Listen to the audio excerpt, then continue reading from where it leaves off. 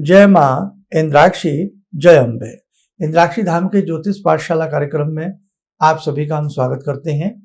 आइए इस अंक में हम बात करते हैं स्थिर राशि के स्वभाव के बारे में। हमारी 12 राशियां होती हैं। 12 राशियों को 3 कैटेगरी प्राप्त हैं या उन्हें हम 3 श्रेणियों में विभक्त करते हैं। प्रथम श्रेणी की हमने आपसे बात कर ली थी, जिसे हम कहते हैं चर राशि। 3 श्रेणियां होती हैं इन 12 राशियों में, 4 उनके पार्ट होते हैं। चर राशि, स्थिर राशि और द्विस्वभाव राशि। इससे हमें बहुत कुछ जीवन का अंदाजा निकल जाता है। अब देखो, जिन जातकों की चर राशि थी, तो चर राशि में कौन कौन सी राशि आती हैं वो हमने पार्ट बना दिया है। तो जिन्होंने अब तक अपनी चर राशि वाले जातकों ने वो पार्ट ना देखा हो तो वो हमारा जरूर सुन लें। चर राशि में मेष राशि है, चर राशि में कर्क राशि है, चर राशि में तुला राशि आती है और चर राशि में मकर राशि आती है। अब हम बात करते हैं स्थिर राशि के बारे में। स्थिर राशि में भी 4 राशियां आती हैं। कौन कौन सी, आप नोट डाउन करें। आपकी वृषभ राशि, सिंह राशि, वृश्चिक राशि और कुंभ राशि। दोबारा सुने, वृषभ राशि, सिंह राशि, वृश्चिक राशि और आपकी कुंभ राशि। तो 4 राशि वाले जातकों के लिए ये कार्यक्रम बहुत खास है। तो जिनमें से इन 4 राशियों में से यदि कोई भी आपकी एक राशि है तो वो राशि कौन सी कहलाएगी? स्थिर स्वभाव की राशि। अब स्थिर राशि तो कहलाई, लेकिन स्थिर राशि का आपका स्वभाव किस प्रकार का, अंदर से अंदर की बातें आपके स्वभाव में आ ही जाएंगी। अभी कुछ पलों में हम बात करने वाले हैं। थोड़ा सा और आपको संक्षिप्त में समझाएं। कुछ लोग राशि को कौन सी राशि मानते हैं? जैसे आपके दादा दादी ने, नाना नानी ने कोई भी प्यार से आपका नाम रख दिया तो वो एक राशि तो वो हो जाती है। एक राशि वो होती है जो मंथ के हिसाब से देखी जाती है कि जून में पैदा होने वाले बच्चों की ये राशि होगी, जुलाई में पैदा होने वाले बच्चों की ये राशि होगी। उसको भी मान्यता नहीं है।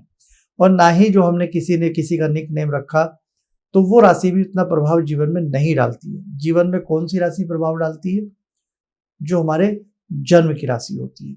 जब हम पैदा होते हैं तो उस तिथि में, उस नक्षत्र में, उस समय में चंद्रमा जिस राशि पर होता है वो ही हमारी जन्म की राशि कहलाती है। तो वो राशि यदि आपको मालूम है और उन राशियों में से आपकी वृषभ राशि है, सिंह राशि है, वृश्चिक राशि है या कुंभ राशि है, तो वो राशि स्थिर राशि कहलाती है। उसकी आज हम बात कर रहे हैं। अब हम आपको आगे बताते हैं। स्थिर से मतलब क्या निकलता है? स्थिरता। ऐसे जातक जो होते हैं वो जीवन में एक जगह स्थिर रहना पसंद करते हैं। कहीं अपवाद आ सकता है, वो बात अलग है, लेकिन उनके जीवन में स्थिरता जो होती है, स्थिरता उनको बहुत प्रिय होती है। और दूसरी बात, परिवर्तनशील जीवन तो सबका होता है। आज क्या है, कल क्या है, परसों क्या होगा।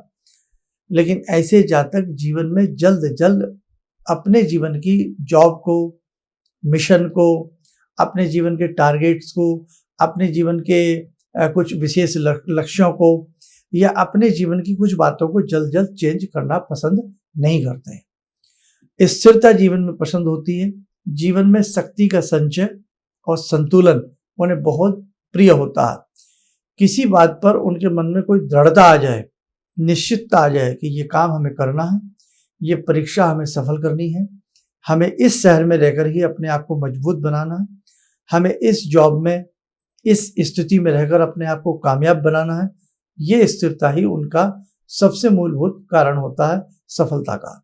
यानी कि मन में स्थिरता, विचारों में स्थिरता, सवालों में गंभीरता और स्थिरता ऐसे व्यक्तियों की रहती है जिन जातकों की स्थिर राशि होती है। लेकिन इतना जरूर है, स्थिर राशि में से कुंभ राशि का एक सवाल जरूर आता है। ये राशि जीवन में संघर्ष बहुत कराती है। इस राशि के जातक यदि अपने जीवन को थोड़ा सा 10-10 साल के पार्ट्स को भी नापें, गिने, तो उन्हें अपने जीवन में संघर्ष बहुत नजर आएगा। और कई बार तो बिना किसी सहायता के, बिना किसी सपोर्ट के ऐसे जातक अपने जीवन को बहुत अच्छा बना लेते हैं। बहुत अच्छा ना भी बना सकें तो लेकिन वो अपने आप को जीने लायक और काबिल समाज में जरूर बना लेते हैं। तो कहने का मतलब कि परिवर्तन की अपेक्षा जीवन में स्थायित्व ऐसे जातकों को पसंद होता है। अब यहाँ हम कहना क्या चाह रहे हैं? आप किसी पार्टनर के साथ बड़ा व्यापार करने वाले हो, तो वहां प्रयास करें कि उस पार्टनर की राशि भी स्थिर होनी चाहिए। इन 4 राशियों में से आपने अगर चर राशि वाले पार्टनर के साथ अपनी पार्टनरशिप की तो वो तो परिवर्तनशील उसका दिमाग रहेगा। आप चाहेंगे आपकी फर्म, आपका ये काम यहाँ रहे, वो उसको उठा करके दूसरी जगह ले जाने का प्रयास करेगा, आपको दिक्कतें आएंगी। इसलिए ही जब ज्योतिष में कुंडली का मिलान किया जाता है तो पति पत्नी की राशियों की संज्ञा भी देखी जाती है। आपकी राशि स्थिर है, आपकी राशि चर है, आपकी राशि द्विस्वभाव है। अब एक चीज और बताएं, ऐसे ही हमारे लगन भी होते हैं। हमेशा जब विवाह होता है, संस्कार होते हैं, फेरे होते हैं, वो स्थिर लगन में किए जाते हैं तो शुभ रहते हैं। ऐसे ही जब किसी दुकान का मुहूर्त किया जाता है या किसी बड़े उद्योग का मुहूर्त किया जाता है, उसमें हम चर लगन की बात करते हैं। तो देखो, बहुत सारी ऐसी चीजें हैं साधकों, जो ज्योतिष में आप थोड़ी सी गंभीरता से उसे समझने का, जानने का प्रयास करोगे ना, तो जीवन में आनंद आ जाएगा। तो आज का ये छोटा सा अंक जरूर हमने आपको बताया है। तो यदि आपकी राशि जो हमने आज 4 राशियां आपको बताई हैं, तो आप स्थिर राशि के जातक हो। आपके अंदर स्थिरता पहली पूंजी है। आप किसी भी व्यापार को बार बार चेंज मत करना, किसी भी व्यापार को बार बार उसके स्थान परिवर्तन मत करना। उसके लिए किसी एक बार मर्मज्ञ से मिल करके कि मेरे लिए कौन सा स्थान उपयुक्त है, मेरे लिए कौन सा व्यापार उपयुक्त है, या मेरे लिए किस दिशा में जाना उपयुक्त है, बस एक बार वो जान लेना, कामयाबी आपके कदम चूमेगी। ऐसे ही जब बच्चे 10th के बाद दिशा निर्देशन में आते हैं, आपको पीसीएम दिलाएं, फिजिक्स केमिस्ट्री मैथ से आगे बढ़ाएं, बायो से आपको आगे बढ़ाएं, कॉमर्स आपको दिलाएं, तो वहां पर भी ये माता पिता को वैदिक कुंडली बना करके उन बच्चों के बारे में भी जान लेना चाहिए।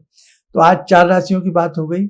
अब हमारी 4 राशियां और बची जो द्विस्वभाव में आती हैं। 4 राशियां चर में, 4 राशियां स्थिर में और 4 राशियां हमारी द्विस्वभाव में। द्विस्वभाव में 4 राशियां हमारी कौन कौन सी आती हैं? मिथुन आती है। अभी मिथुन वाले जातक इंतजार कर रहे होंगे कि हमारा कुछ नहीं बताया, तो मिथुन आती है, कन्या आती है, धनु आती है और मीन राशि आती है। तो इन 4 राशियों का अगले पार्ट में आप सुनिएगा और जानिएगा। तो बाकी आज के लिए जो हमने इसमें बातें बताई हैं उन्हें एक बार ध्यान से सुनिएगा। आपको अपने स्वभाव का, नेचर का जरूर पता लगेगा। हो सकता है आपके परिवार में किसी की ये राशि हो तो उनका नेचर भी आपको पता कुछ कुछ जरूर लग सकता है। वो व्यक्ति किस गंभीरता के साथ आगे बढ़े ये भी आपको मालूम पड़ सकता है। तो आइए अब समय हो चला आज की ध्यान साधना का। जुड़ते हैं आज की ध्यान साधना में भगवान श्री राम से। ओम रामो राजमणि सदा विजयते, रामं रमे संभजे, रामेण विहता निशाचरचमू, रामाय तस्मै नमः। रामानास्ति परायणं परतरं, रामस्य दासोऽम्यहम्। रामे चित्तलया सदा भवतु मे, भो राम मामुद्धर। राम रामेति रामेति, रमे रामे मनोरमे, सहस्रनाम तत्तुल्यं, राम नाम वरानने। आदो राम तपोवनं दिगमनं, हत्वा मृगं काञ्चनं, वैदेहीहरणं जटायुमरणं, सुग्रीवसंभाषणं, बाले निग्रहणं समुद्रतरणं, लङ्कापुरे दाहनं, पश्चात् रावणकुम्भकर्णहननं, एतद्धि रामायणम्।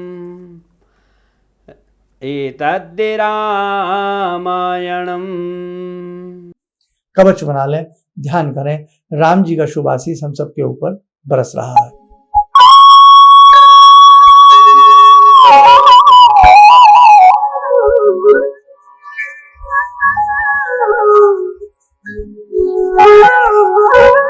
ओम बोलते हुए सामान्य हो जाए।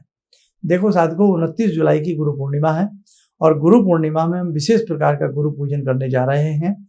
और वास्तव में अगर गुरु प्रसन्न हो जाए तो भगवान प्रसन्न होते हैं, ये जीवन आनंदित हो जाता। तो जो भी इस विशेष प्रकार के गुरु पूजन का हिस्सा बनना चाहते हो 29 जुलाई में इंद्राक्षी धाम में आप लोग आ सकते हैं। उसके लिए अपना नाम नंबर आप लोग रजिस्टर करा दीजिएगा। बाकी जो 4 राशियां बची हैं उसके लिए आप हमारा नेक्स्ट एपिसोड जरूर देखिएगा। चलिएगा, आप सब लोग स्वस्थ रहें, सुखी रहें। इन्हीं शुभकामनाओं के साथ हम अपनी वाणी को विराम देते हैं। जय जय अम्बे। किसी भी समस्या के समाधान के लिए मिले प्रसिद्ध हस्तरेखा एवं वास्तु विशेषज्ञ प्रोफेसर धर्मेंद्र शर्मा जी से। नोट: शिविर में भाग लेने हेतु एवं व्यक्तिगत रूप से मिलने के लिए कॉल करने का समय सुबह 10 बजे से शाम 6 बजे तक। हमारे विभिन्न ज्ञानवर्धक कार्यक्रम देखने के लिए आप हमें अभी सब्सक्राइब करें, बेल आइकन को प्रेस करें ताकि आप देख सकें हमारा कार्यक्रम सबसे पहले। और अधिक जानकारी के लिए फेसबुक पेज को लाइक करना न भूलें।